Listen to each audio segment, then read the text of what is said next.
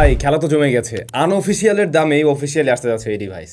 অনারের কথা বলছিলাম, গত 2-3 দিন আগে আমি এটার একটা ফুল রিভিউ দিয়েছিলাম, যেটা আনঅফিসিয়াল ডিভাইস ছিল, বাট আমি জানতে পারলাম এই ডিভাইস বাংলাদেশে অফিসিয়ালি আসতে যাচ্ছে এবং সিমিলার প্রাইস পয়েন্টে পাওয়া যাবে। Hello everyone, brand new tech news. আজকে অনেকগুলো দারুণ সব টেক নিউজ থাকবে এবং অবশ্যই একটা গিভওয়ের রেজাল্ট থাকবে, যেখানে চারজন লাকি উইনার পেতে যাচ্ছেন 4টা QCY এর TWS।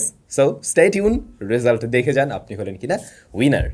বাই দ্য ওয়ে, আগামীকাল কিন্তু প্রশ্ন উত্তর পর্ব, সুতরাং জানতে চাওয়ার প্রশ্নগুলো ঝটপট এই ভিডিওতে করে ফেলুন এবং আপনার প্রশ্নটাই যদি কমন পড়ে যায়, মানে আরেকজন করে ফেলা অলরেডি, তাহলে লাইক দিয়ে জানিয়ে দিন। সেক্ষেত্রে আমি ওই কমেন্টগুলোই পিক করার ট্রাই করবো।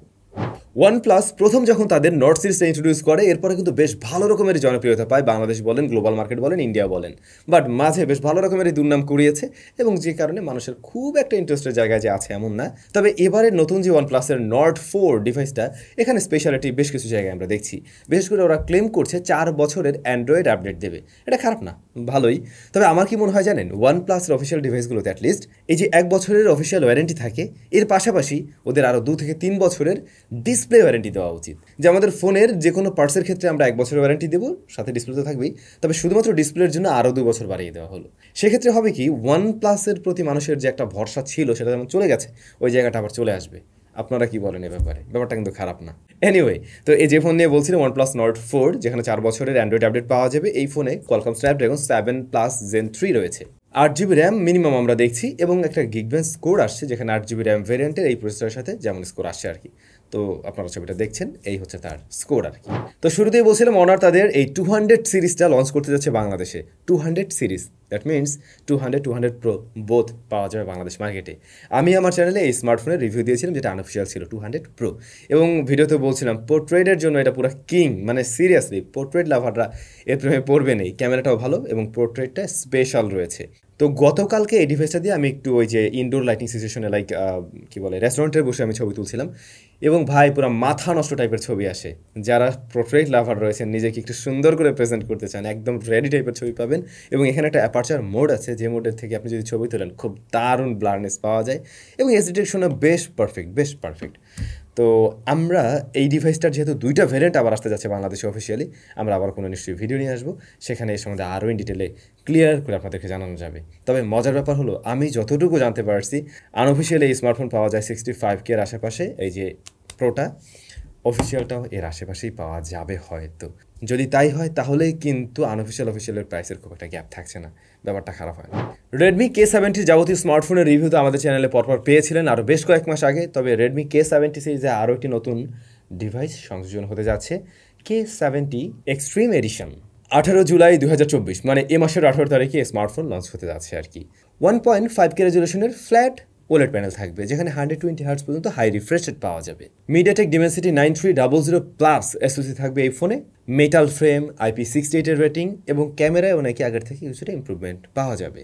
দেখা যাক 18 তারিখ লঞ্চ হলে পরে আমরা অবশ্যই জানতে পারবো এটার দাম কেমন এবং প্রাইস টু পারফরমেন্স কী হচ্ছে, সেটা রিভিউ আসলেও জানতে পারবেন। Samsung Galaxy Z Fold 6, তাদের নিউ জেনারেশনের স্মার্টফোন ফাইনালি চলে আসলো। তো এই ডিভাইসটার ক্যামেরা সেকশনে রয়েছে 50 মেগাপিক্সেল মেইন, 10 মেগাপিক্সেলের টেলিফটো জুম লেন্স একটা, 12 মেগাপিক্সেলের আল্ট্রাওয়াইড শুটার একটা। এই সেটআপটা আগের মতোই বলা যেতে পারে। আর ফ্রন্ট ক্যামেরা ফ্লিপ ডিসপ্লে, ওখানে রয়েছে 10 মেগাপিক্সেল, আর যেটা ওই যে ফোল্ডাবল আর কি বড় ডিসপ্লে, ওইটার নিচে রয়েছে 4 মেগাপিক্সেলের ক্যামেরা, যেটা আন্ডার ডিসপ্লে ক্যামেরা। এবং যতটুকু জানতে পারছি, এখন পর্যন্ত ফোন হাতে পাইনি, যতটুকু জানতে পারলাম, প্রিভিয়াস জেনারেশনও যেমন একটু কাত করলে ভালোই মানে ক্যামেরাটা বসে যেত, এবারে নাকি তার চাইতেও একটু ইমপ্রুভমেন্ট আসছে। তবে আমার মনে হয় না যে ক্যামেরা কোয়ালিটিতে খুব একটা ইমপ্রুভমেন্ট আসছে আর কি। মেইন ডিসপ্লের সাইজ 7.6 ইঞ্চ, যদিও এই রেশিওটা পার্সোনালি আমার খুব একটা পছন্দ নয়। লাস্ট ইয়ারে আমি 3 মাস না 4 মাস ব্যবহার করলাম, আপনারা জানেন। তো ব্যবহার করে আর ফাইনালি মনে হয় না যে এটা আসলে কী বলে, অতটা প্র্যাকটিক্যাল বা ডে টু ডে ইউজের জন্য আমার জন্য আর কি ঠিক ছিল না, যে কারণে চেঞ্জ করে ফেলছিলাম।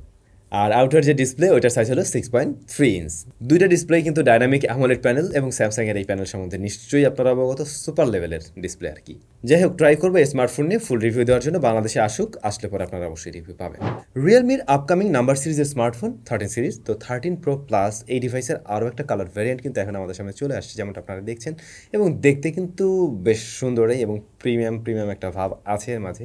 এবারও ধারণা করা হচ্ছে ক্যামেরা সেন্ট্রিক টাইপের ডিভাইস হবে এটা, এবং যেখানে 50 মেগা মেগাপিক্সেলের মেইন শুটারের পাশাপাশি 50 মেগাপিক্সেলের একটা টেলিফটো জুম লেন্স থাকবে, পেরিস্কোপ জুম লেন্স থাকবে, যেটা পোর্ট্রেটে মূলত হেল্প করবে বিশেষ করে।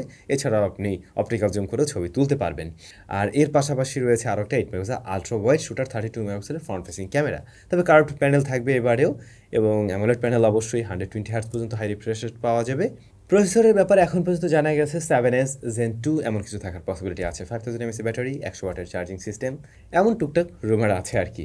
এখন দেখা যাক এই স্মার্টফোন আসলে এ সমস্ত কিছু নিয়ে আসে নাকি ডিফারেন্ট কিছু নিয়ে আসে। আর দাম শিওর থাকেন মোটামুটি ভালোই হবে ভাই। এই যে নাম্বার সিরিজ বলেন, তারপরে ওদিকে রেডমির নোট সিরিজগুলো, এগুলো কিন্তু সেই আগের মতো দামে আর নাই। আস্তে আস্তে তারা 50-এর মানে কাছাকাছি চলে যাচ্ছে, এরকম একটা অবস্থা। তো দেখা যাক এবারে তারা কিভাবে কি লঞ্চ করে আর কি। যাই হোক, এই ছিল আজকের ছোট টেক নিউজ। এবারে গিভওয়ে রেজাল্ট দেওয়ার পালা। মূলত রেইনবো গ্যাজেট আপনাদের জন্য একটা গিভওয়ে অ্যারেঞ্জ করছিল, যেখানে তারা 4টি QCY এর TWS আপনাদেরকে গিফট করার কথা বলছিল। তো সেটাই আমরা দেখব। আর রেইনবো গ্যাজেটের এখন ফিজিক্যাল শপ আছে কিন্তু মিরপুর শপিং সেন্টারে। ভিডিও ডেসক্রিপশন তাদের সবার ইনফরমেশন মেনশন করা থাকলো। চলুন তাহলে এবারে গিয়ে আমরা একটু দেখে নিই কে কে হলেন উইনার।